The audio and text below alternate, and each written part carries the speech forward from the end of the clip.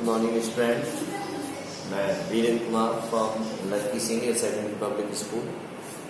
मैं आपके साथ एक्सरसाइज 4.3 में उपस्थित हूँ। आज डिस्कस करेंगे क्वेश्चन नंबर 6। हमारे क्वेश्चन नंबर 6 में क्या है ये देखिए question. If the work done by the body on application of a constant force is directly proportional to the direct distance traveled by the body, तो सबसे पहले हम क्या करते हैं, लेट करेंगे डिस्टेंस ट्रेवल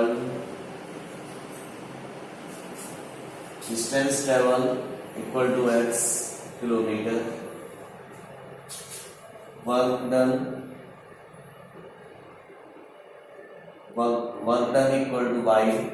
अब देखिए इसमें कांस्टेंट फोर्स जो वर्क कर रहा है तो 5 unit constant force 5 unit according to question क्या कहना चाह रहा है। देखिए क्वेश्चन अपनी बुक में देखना है। वर्क डन, जो वर्क डन है बॉडी के द्वारा किया जा रहा है वो डायरेक्टली प्रोपोर्शनल टू डिस्टेंस।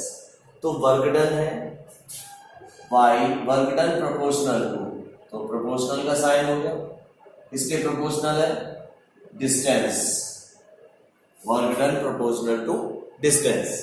आप प्रोपोर्शनल का साइन हटाएंगे तो कांस्टेंट उसमें लिखा है 5 यूनिट का कांस्टेंट फोर्स लग रहा है 5 यूनिट का, तो ये प्रोपोर्शनल का साइन हटाते हैं तो कांस्टेंट वैल्यू आ जाती है इक्वल टू 5x। तो ये तो हमारा क्या है, इक्वेशन मिल गया। अब इसमें क्या रहा है क्वेश्चन, और देखिए क्या फाइंड करना है।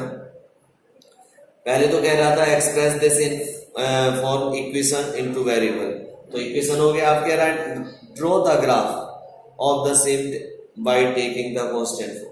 अब इसके लिए ग्राफ भी बनाना है, तो देखिए ग्राफ के लिए क्या करेंगे, इफ x इक्वल टू 0, यहाँ 0 रखेंगे तो y equal to 5 multiply 0 equal to 0। If x equal to 1 तो y इक्वल टू हो जाएगा 5 multiply 1 equal to 5। If x equal to, अब 1 के बाद 2 लेते हैं तो 5 या 10 बड़ा नंबर हो जाएगा, तो हम अब की बार -1 ले लेते हैं, तो -1 लेंगे तो वर्क डन हो जाएगा 5 मल्टीप्लाई -1 इक्वल टू -5। तो अब ये हम टेबल बना लें। इसकी टेबल में दे रखा रहा x एंड y। x की वैल्यू हमने जब 0 ली तो y की वैल्यू कितनी आई 0। x की वैल्यू जब 1 ली हमने तो y की वैल्यू कितनी आ गई, मिल गई हमें 5, और x की वैल्यू -1 ली तो y की वैल्यू कितनी मिली -5।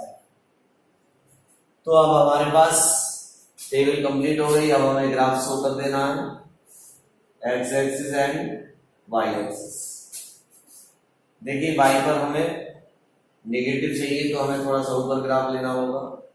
ये हो गया 1 2 3 4 5 6 1 2 2 3 4 5 -1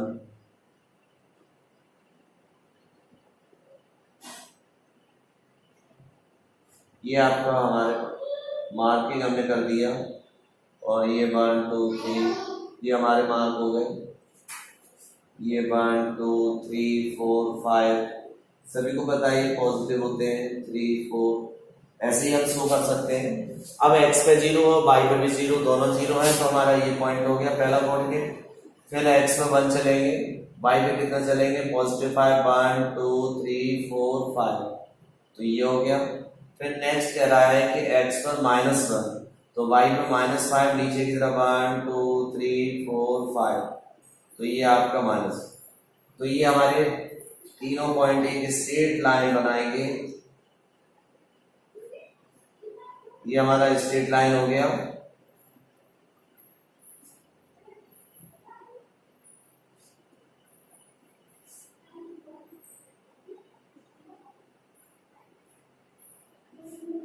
इसके कोऑर्डिनेट शो कर दीजिए -1, -5 0, 0, और ये कितना हो गया 1, 5। तो इस प्रकार हमारा ये ग्राफ कंप्लीट होता है। अब क्वेश्चन में यही कह रहा है, देखिए नीचे पढ़िए क्या कह रहा है, फ्रॉम द ग्राफ। अब आपको ग्राफ से करना है, from the graph the work done when the distance travel by the body 2 unit. ये कह रहा है कि डिस्टेंस, या फर्स्ट पार्ट में ये कह रहा है कि डिस्टेंस कितना हो, 2 यूनिट हो, 2 यूनिट हो डिस्टेंस, तो वर्क डन कितना होगा, तो ग्राफ से लिखना है वर्क डन फ्रॉम ग्राफ, हम ग्राफ से देख के लिखेंगे फ्रॉम ग्राफ। तो देखिए डिस्टेंस हमारे पास हमने एक्स एक्सिस पे दिखाया है, ये डिस्टेंस है, तो ये कितना कह रहा है डिस्टेंस 2 यूनिट हो, तो 2 यूनिट पर ग्राफ हमारा कहाँ मीट करेगा ये देखना है अभी। तो ये हो जाएगा हमारा 5 6 7 8 9 10।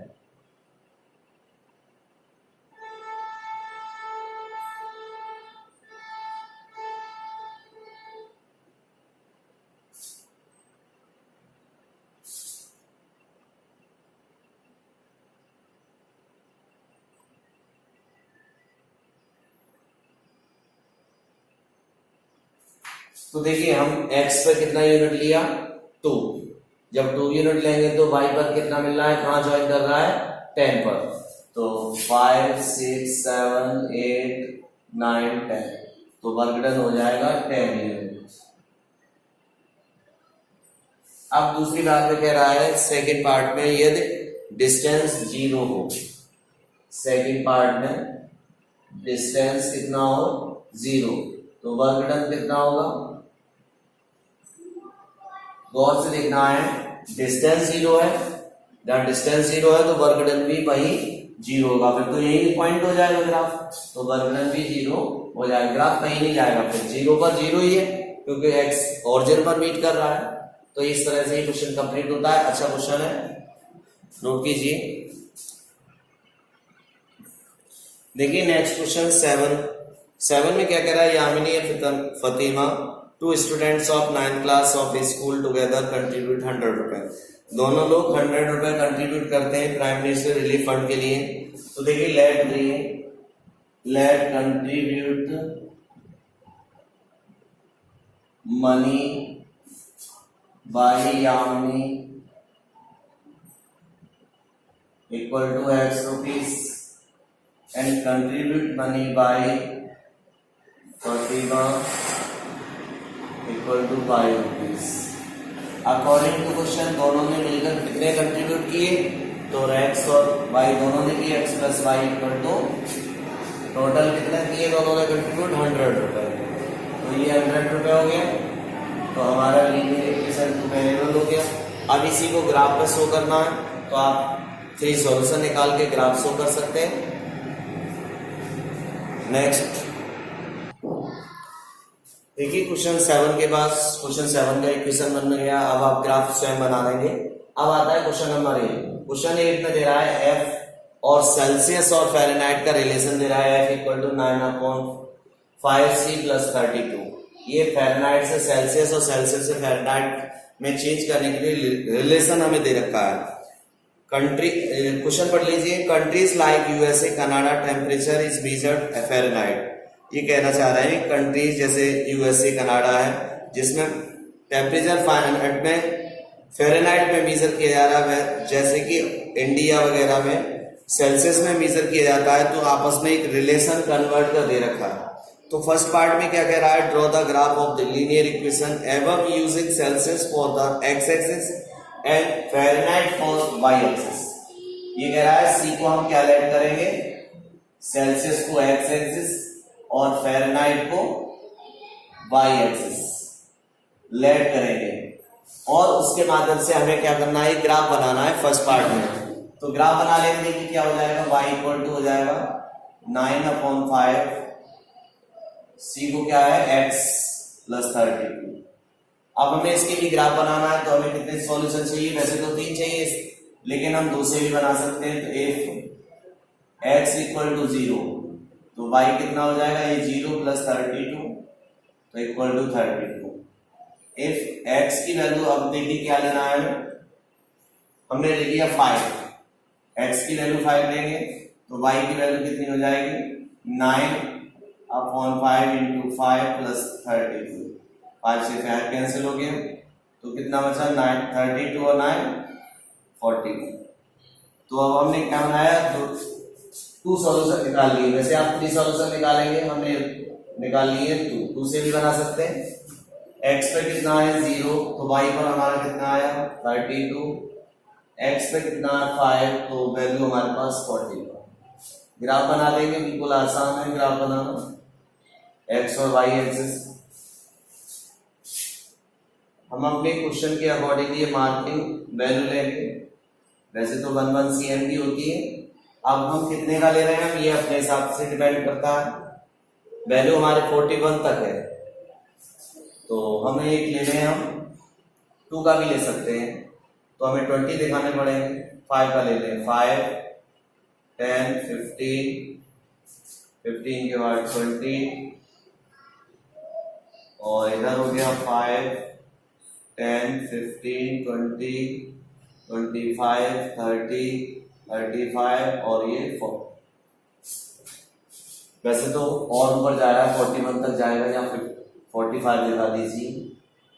ये y सबसे पहले x एक्सिस का 0 है, तो y का 32। x पे कितना है, हम x पे बिल्कुल नहीं चले, y पे चले 32। तो 32 कहां पर होगा 30, तो इसमें 10 डिस्टेंस होंगे, 2 डिस्टेंस 1 के इक्वल है। तो अब 32 के बाद हमें 4 डिस्टेंस, 2 के लिए 4 डिस्टेंस लेना है, तो यहाँ 4 डिस्टेंस ले लेंगे हम, छोटे छोटे स्मॉल डिस्टेंस 4, तो ये हो जाएगा 32, सॉरी 32 30, हाँ सही है। अब उसके बाद 4 पे ले लिया हमने, नेक्स्ट आ गया 5 पर कितना है 41, तो देखिए 5 पर सी पे 41 कहाँ है, होगा 40 से ऊपर जो डिस्टेंस स्मॉल 2 डिस्टेंस ले लेंगे, छोटे छोटे 2 खाने, तो ये हो जाएगा 40। इसके कोऑर्डिनेट शो कर देंगे 5, 41, और ये हो गया हमारा 0, 32। ये लाइनें आपस में ज्वाइन करती हुई इसलिए एक लाइन ड्रॉ कर दीजिए।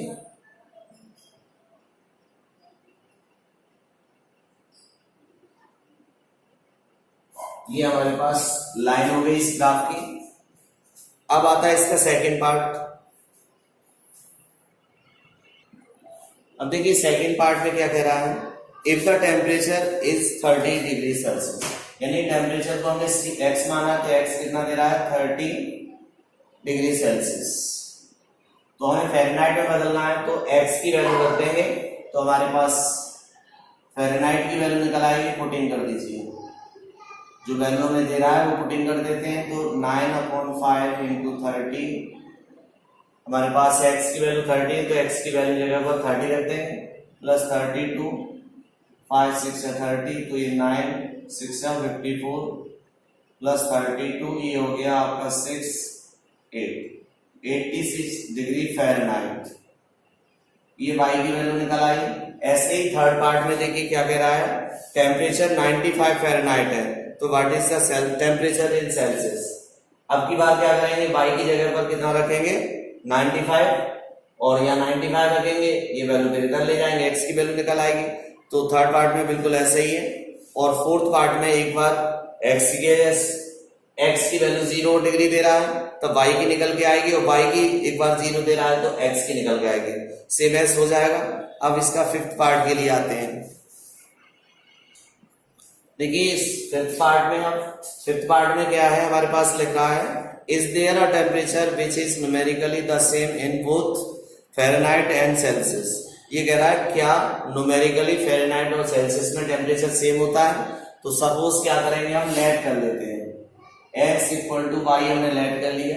अब इसमें क्या करते हैं, y = 9/5, x की जगह पर हम y की रख सकते हैं प्लस 32, तो y - 9/5 y = 32, एलसीएम लेंगे 5 × 5y माइनस 9y/5 = 32, तो ये हमारे पास बचेगा माइनस के 4y = 32, इसमें करेंगे 5 × 10 5 × 15 16, तो y = हो जाएगा 160/4, माइनस का साइन इधर ही आ जाएगा, 4 4 16, तो y = कितना आ गया -40। तो हम ये कह सकते हैं, उसने कहा न्यूमेरिकली कोई ऐसा टेम्परेचर है दोनों में सेम रहे, तो हमने लेट किया x इक्वल टू बाई, तो बाई इक्वल टू -40 डिग्री आ रहा है, तो देयरफॉर क्या होगा, पहले तो यस लिखेंगे आंसर में, yes x equal to y equal to कितना होगा, या हम ये कह सकते हैं कि Fahrenheit equal to Celsius equal to -40 degree Celsius. 40 degree ऐसा नंबर हो है, 40 डिग्री जो कि हमारे लिए सेल्सियस और फ़ारेनहाइट में दोनों में सेम है। आज की इस वीडियो में बस इतना ही। बहुत अच्छी तरह आपने प्यार से समझा होगा। Good bye student.